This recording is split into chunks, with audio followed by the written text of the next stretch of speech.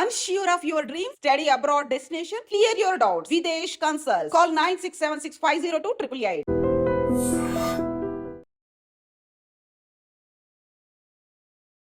అందరికీ నమస్కారం. నేను Swaroopa Puttapalli. Welcome to trending topic.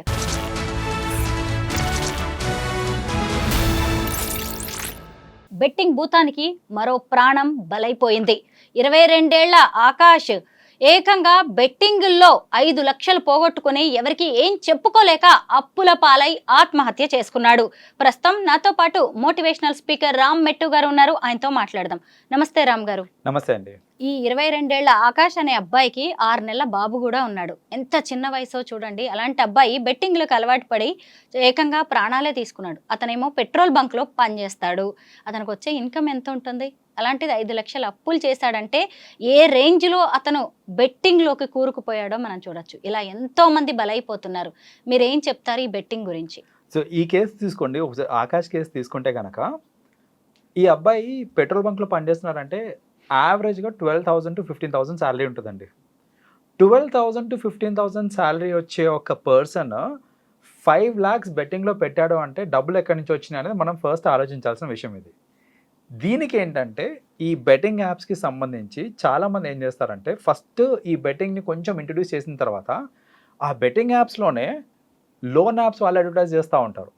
నేను మీకు లోన్ ఇస్తాం ఫ్రీగా, మీరు మాకు షూరిటీ ఏం అవసరం లేదు అనేసి. సో వాళ్ళు లోన్ ఇస్తారు ఆర్ ఉన్న డబ్బులు నేను చాలా మందిని చూస్తూ ఉన్నాను. ఏంటంటే ఏదో ఒకటి అమ్మేసుకోవడం, గోల్డ్ ఉంటే గోల్డ్ తాకట్టు పెట్టేసుకొని ఏదో ఒకటి ఇలాంటివన్నీ చేసి వాళ్ళు అప్పు తెచ్చుకొని బెట్టింగ్ యాప్స్లో పెట్టేసి పోగొట్టుకొని ఇవన్నీ అవుతున్నాయి. ఈ కేసులో ఆకాష్ కేసులో ఏంటంటే ఎవరికి చెప్పుకోలేక, ఎందుకంటే 5 lakhs పోయినాయి, ఇంత అమౌంట్ పోయినాయి అని వాళ్ళ ఇంట్లో చెప్తే వాళ్ళు మళ్ళీ ఏమంటారో తెలియక అతను ఏంటంటే తను సూసైడ్ చేసుకున్నాడు. సో అసలు ఒక చిన్న అనాలిసిస్ అండి, ఇక్కడ ఒక చిన్న ఇది చూసుకుంటే కనుక ఈ భూప్రపంచంలో తన ప్రాణం తను తీసుకునేది మనిషి మాత్రమే.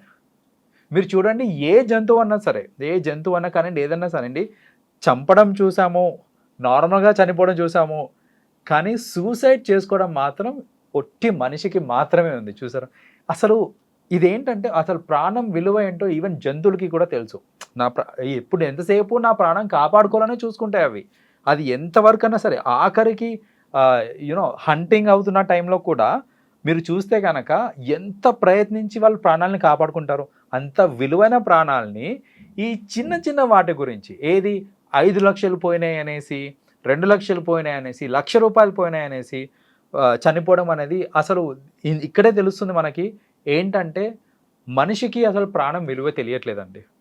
రెండోది, ఈ బెట్టింగ్ యాప్స్ ఈ మధ్య కాలంలో ఈ చాలా మటుకు అడ్వర్టైజ్ కూడా అవుతూ ఉన్నాయి. మన సెలబ్రిటీస్ కానివ్వండి, సోషల్ మీడియా ఇన్ఫ్లుయెన్సర్స్ అనేసి వీళ్ళందరూ దీన్ని ఎంతగా ఇచ్చేసారంటే ఇంతమంది ప్రమోట్ చేసేసరికి దాని ఇంపాక్ట్ ఇప్పుడు కనిపిస్తుంది మనకి. రోజుకొక ప్రాణం లేసిపోతుంది దానివల్ల, ఓన్లీ బికాస్ ఆఫ్ ఈ బెట్టింగ్ యాప్స్ వల్ల. సో అసలు ఫస్ట్ ఆఫ్ ఆల్ ఈ సోషల్ మీడియా ఇన్ఫ్లుయెన్సర్స్ వీళ్ళందరికీ కూడా ఒక ప్రాపర్, ఇప్పుడు అఫ్కోర్స్ చాలామంది దాన్ని బ్యాన్ చేస్తున్నారు. ఈవెన్ గవర్నమెంట్ కూడా స్ట్రిక్ట్ రూల్స్ అండ్ రెగ్యులేషన్స్ తీసుకొని వస్తున్నాయి దానికి అగెయిన్స్ట్గా. కానీ అయినప్పటికీ కూడా ఇప్పటికీ కూడా నేను చూస్తున్నానండి, కొత్త వాళ్ళు చిన్న చిన్న ఇన్ఫ్లుయెన్సర్స్ భయం లేకుండా బెట్టింగ్ యాప్స్ని ఇంకా వాళ్ళు ప్రమోట్ చేస్తున్నారు ఇంత జరిగినాక కూడా. So first of all titling అనేది అక్కడ అవ్వాలండి. ఎందుకంటే ఇప్పుడు ఈ అబ్బాయి కేసు, ఆకాష్ కేసులో చూసుకున్నా కూడా ఓన్లీ ఆ బెట్టింగ్ యాప్స్లో పోగొట్టుకున్న డబ్బు వల్లనే తను సూసైడ్ చేసుకున్నాడు అతను. సో ఫస్ట్ ఆఫ్ ఆల్ ఈ టైటనింగ్ అనేది ఇక్కడ జరగాలి. బికాజ్ ఇలాంటి ఇంకా ఎన్నో ప్రాణాలు పోతాయి ఇఫ్ గవర్నమెంట్ అనేది సరైన రూల్స్ అండ్ రెగ్యులేషన్స్ తీసుకురాకపోతే. That is one thing. రెండోది, జనాలు కూడా ఆలోచించాలండి. 5 లక్షలు పోయినాయి సరే, దానికోసం ప్రాణం తీసేసుకుంటారా? వెయిట్ చేయండి. మీకు సత్తా ఉంటే మీరు కొంచెం ఎఫర్ట్ పెట్టి రైట్ వేలో మీరు కనుక మీ ఎఫర్ట్స్ని పెట్టారనంటే ఈ 5 lakhs ఎంత టైంలో అండి మీరు సంపాదించుకుంటారు? మీకు పోయిన ప్రాణం తిరిగి వస్తుంది. 5 లక్షలు అంటారా? తిరిగి వస్తుంది. ఇప్పుడు ఆ అబ్బాయి ప్రాణం రాదు, ఆ పిల్లోడికి నాన్న రారు, రైట్? సో ఎంతమందికి క్షోభ. సో ఇవన్నీ ఆలోచించకుండా జస్ట్ ఒక 5 lakhs కోసం తీసుకోవడం అనేది అస్సలు కరెక్ట్ కాదు. జనాలు కూడా ఆలోచించాలి. ఒక నిర్ణయం తీసుకునే ముందు అది కరెక్టా రాంగా అని ఆలోచించాలి. అసలు ఎంతమందికి ఇంపాక్ట్ పడుతుంది అనేది కూడా ఆలోచించాలి. రామ్ గారు, సోషల్ మీడియా ఇన్ఫ్లుయెన్సర్స్ అనేవాళ్ళు బెట్టింగ్ యాప్స్ని ప్రమోట్ చేస్తున్నారు. వాళ్ళు ప్రమోట్ చేయడం వల్లే జనం వాటిని వాడి ఇక్కడ వరకు తీసుకొచ్చుకుంటున్నారని మనం వాళ్ళదే తప్పు, వాళ్ళది చేసిందే నేరం అని చెప్తున్నాం. కానీ మరి మనకంటూ కూడా ఒక విచక్షణ ఉండాలి కదా, ఒక తెలివి ఉండాలి కదా. బెట్టింగ్ యాప్స్ వాడుతున్న వాళ్ళకి ఏం చెప్తారు మీరు? డెఫినెట్గా మీరు వెరీ వ్యాలిడ్ పాయింట్ అండి. అందరూ కూడా బెట్టింగ్ యాప్స్ని ప్రమోట్ చేసే వాళ్ళని తిడుతున్నారు, లేకపోతే వాళ్ళు చేసేది ఖచ్చితంగా తప్పే. వాళ్ళు తప్పు చేస్తున్నారు సరే, ఇప్పుడు మనం కూడా ఆలోచించాలి కదా. ఇప్పుడు నిజంగా డబ్బు సంపాదించడం అంత ఈజీనా? అంటే బెట్టింగ్ యాప్స్లో పెట్టంగానే డబ్బులు వచ్చేస్తాయంటే అందరూ ఎందుకు పెట్టట్లేదు? ఆలోచించాలిగా మనం కూడా. సో ఫస్ట్ ఆఫ్ ఆల్ అది ఎంత జెన్యూన్, అది ఎంతవరకు కరెక్ట్, ఇవన్నీ తెలియకుండా అందులో పెడితే ఫస్ట్ ఆఫ్ ఆల్ ఇందులో ఇంకోటి కూడా వాళ్ళు ఆలోచించాలి. ఏంటంటే కొందరు ఉంటారండి, నేను ఇంతవరకు డబ్బు పెడతాను, అది పోయినా పర్వాలేదు, అది నాకు ఇంపాక్ట్ కాదు అని అన్నప్పుడు వాళ్ళకి ఆ తెలివన్న ఉంటుంది. అట్లీస్ట్ ఏంటంటే సపోజ్ నాకు వచ్చే శాలరీకి, నాకున్న ఇన్కమ్కి నేను ఇంతవరకు మేబీ ఒక 20,000 వరకు పెట్టేస్తాను, అది పోయినా పర్వాలేదు, నాకేం పెద్దగా నష్టం లేదు అని ఆలోచించే వాళ్ళు ఉంటారు. మరి అది కూడా ఆలోచించకుండా 15,000, 20, 10, 12,000 శాలరీ 5 లక్షలు పోగొట్టుకున్నారనంటే ఖచ్చితంగా అతను ఈ ఆలోచన చేయలేదు. ఏంటంటే ఎంతవరకు పెట్టచ్చు అనే విచక్షణ వీళ్ళకి కూడా ఉండాలి. సో అది లేకుండా ఈ బెట్టింగ్ యాప్స్లో పెట్టేస్తే డబ్బులు వచ్చేస్తాయనేసి ఎవరో అన్నారనేసి, లేకపోతే నాకు నేనే అనుకొని ఈరోజు 1,00,000 సరే పోయినాయి, రేపు ఇంకో 1,00,000 వస్తుందేమో అనేసి ఇంకో 1,00,000 వేయటము. 1,00,000 పోయినప్పుడే అర్థం కావాలి. సో డబ్బులు పోయినప్పటికీ అందులోంచే రాబట్టుకోవాలనేసి మళ్ళీ మళ్ళీ అందులోనే వేస్తూ ఉంటారు చూడండి, అదే తెలివి తగ్గుతనం అంటే. సో అలాంటి వాళ్ళ వల్లనే ఎంతో అమౌంట్ వాళ్ళు పోగొట్టుకుంటూ ఉంటారు. ఈ అమౌంట్ అంతా పోతూ ఉంటుంది, లాస్ట్కి లైఫ్ పోతుంది. సినిమా స్టార్స్ చాలా మంది కూడా ఈ బెట్టింగ్ యాప్స్ని ప్రమోట్ చేశారు. కానీ మనం అందరమేమో సోషల్ మీడియా ఇన్ఫ్లుయెన్సర్స్ మీదే పడుతున్నాం, వాళ్ళు మాత్రమే తప్పు చేశారు అన్నట్టుగా మనం కూడా మాట్లాడుతున్నాము. అయితే పెద్ద తిమింగలాల్ని వదిలేసి ఇక్కడ చిన్న చేపల మీదే బ్రహ్మాస్త్రం వేస్తున్నట్టుగా కనిపిస్తోంది. అసలు వేల కోట్లకు పడగలెత్తిన బెట్టింగ్ మాఫియాని ఆపడము, అణిచివేయడం అనేది సాధ్యమేనంటారా?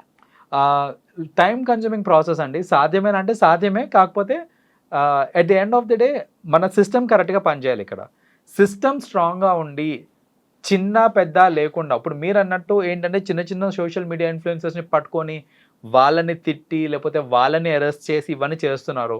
పెద్దవాళ్ళని చేస్తున్నారు అంటే పెద్దవాళ్ళని అసలు ఎవరు మాట్లాడట్లేదు అసలు వాళ్ళ గురించి. సో అందరూ దాంట్లో ఇన్వాల్వ్డ్ ఉన్న ప్రతి పర్సన్ మీద యాక్షన్ తీసుకున్నారు, అండ్ స్ట్రిక్ట్ యాక్షన్ తీసుకున్నారు అంటే ఖచ్చితంగా ఫ్యూచర్లో జరగదండి. అసలు స్ట్రిక్ట్ యాక్షన్ అనేది తీసుకోవట్లేదు కాబట్టి ఇప్పటికీ కూడా చూస్తున్నాము కొత్త వాళ్ళు నిజంగా ఇన్ఫ్లుయెన్సర్సా కాదా కూడా తెలియదు, వాళ్ళే వచ్చి ఏదో యాప్స్ని ప్రమోట్ చేస్తూ ఉన్నారు. నేను నిన్ననే చూశానండి ఒక పర్సన్ని, లైక్ ఇలాంటి సోషల్ మీడియా బెట్టింగ్ యాప్ మీద ప్రమోట్ చేస్తున్నారు. అసలు వాడు ఎవడో కూడా తెలియదు. ఇన్ని రోజులు అంటే సరే అట్లీస్ట్ తెలిసిన ఫేసెస్ చేసినాయి, అసలు ఎవరో కూడా తెలియదు, అంత ఫేమస్ కూడా కాదు, చేసేస్తున్నారు. వీళ్ళేంటంటే డబ్బాషకి మేబీ, సో వాళ్ళు చూపిస్తుంటారు మేబీ నీకు 10,000 ఇస్తా, 15,000 ఇస్తా, నేను చెప్పింది చేయనేసడం. సో ఇలాంటివన్నీ మీకు ఒకటి చెప్తానండి, ఈ సోషల్ మీడియా ఇన్ఫ్లుయెన్సర్స్ ఇవన్నీ ఇలా చేస్తున్నారు కదా. నేను ఒకటి వినింది ఏంటంటే, మీకు ఉప్పల్ బాలు తెలుసు కదండి, అందరూ ఉప్పల్ బాలుని బాగా ట్రోల్ చేస్తారు. ఏంటి అతను చేసే ఈ రీల్స్కి కానివ్వండి వీటన్నిటికీ బాగా ట్రోల్స్ చేస్తారు అతనికి. కానీ ఉప్పల్ బాలుకి అతనికి బెట్టింగ్ యాప్స్ ప్రమోట్ చేయమని చాలాసార్లు చాలా కంపెనీస్ అప్రోచ్ అయినాయి, కానీ అతను ప్రమోట్ చేయలేదు. అతను దాన్ని డినై చేశాడు. అతను ఏదన్నా చిన్న ప్రమోషన్ చేయాలంటే అతని ఫీజు ఎంత అనుకుంటున్నారు? It starts from as less as 1,000 rupees నుంచి స్టార్ట్ అవుతుంది. సపోజ్ చిన్న ప్రమోషన్ చేయాలన్నా 1,000 రూపీస్ ఇస్తాను చేయంటే చేసేస్తాడు. అంటే అతను అంత చిన్న స్టార్, చెప్పాలంటే అంత తక్కువగా కూడా అతను చేస్తాడు.